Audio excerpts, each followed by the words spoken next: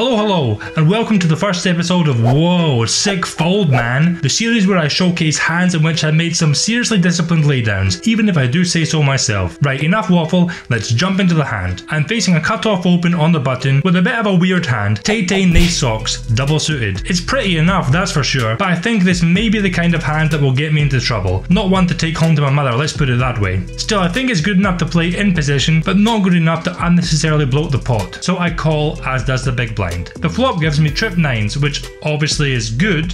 Well, that's just fucking great! The big blind donk leads out for third pot. Now in these games, I've really tried to simplify my strategy and my thinking, and I generally take small weak bets like this at face value and see them as a sign of, well, weakness, which they usually are, and I would generally counteract such a sizing with a raise, whether that's with a made hand like in this instance or as a bluff. However, the cutoff does something which makes me rethink my strategy by calling. Really not sure what this means. What do you mean by that?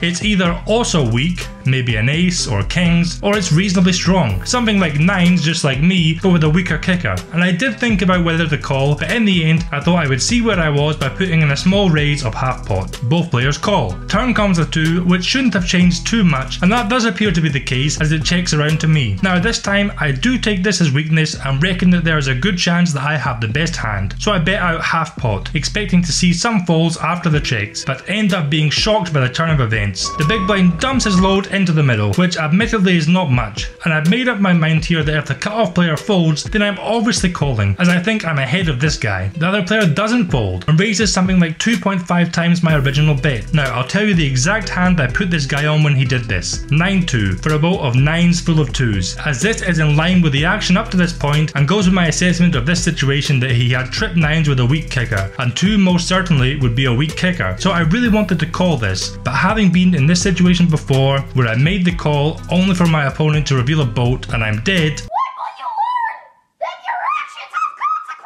I said to myself, he's got 9-2, he's got 9-2, and I managed to find the fold button here. I was super surprised when they flipped over their hands. The small blind had an ace, giving him 2 pair, but he also had 2 queens in his hand, meaning he could have made a boat, but that wouldn't have won him the hand, as the cutoff shows that my fold was even better than I thought, as this guy had really well played, under-repped and sneaky aces for the top boat of aces full of 9s, meaning I need to make a note of this guy, as such trappy and tricky play is a rarity in these games, and honestly I'm super impressed with the discipline he showed by just calling the 6-cent bet on the flop and then checking on the turn. I'm more impressed with my sick fold though, and I hope you guys are too. See you next time.